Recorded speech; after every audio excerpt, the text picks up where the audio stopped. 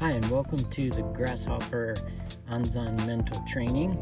So let's quickly review some of the finger movements we learned in our Grasshopper sort of on training. So here we're combining the 5 and 10 pairs in a single movement. So let's take a look at if I had 5 on the abacus and I wanted to add 7. Well, that would be a 10 pair, adding 1 to the next rod, and then subtracting 7's 10 pair 3 in the form of a 5 pair for an answer of 12. Let's look at it in the reverse direction, and let's take this 12 and subtract 6.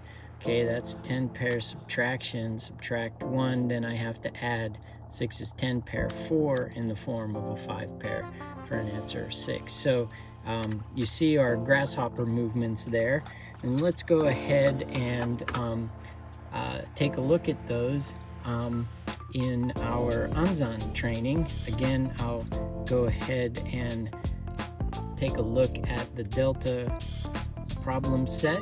So here I'm going to continue to use my paper abacus as a visual aid.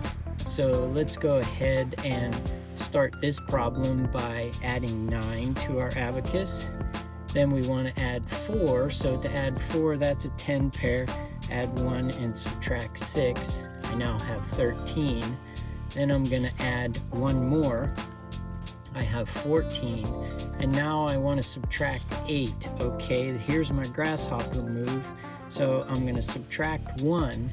Then I have to add 8's 10 pair 2 to the 4 on the target rod. So I do that in the form of a 5 pair by adding 5 and subtracting 3, and I have a final answer of 6. Okay, let's do a second problem. We're going to start off by pinching 9. We want to add 3, that's a 10 pair, and subtract 3's 10 pair 7.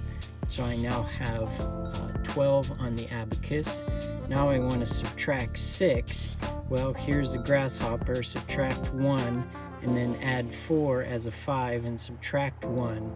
So I now have 6 on the abacus, and then I want to add 7. Okay, that's another grasshopper, add 1, and then I'm going to subtract the 5 and add 2 for an answer of 13.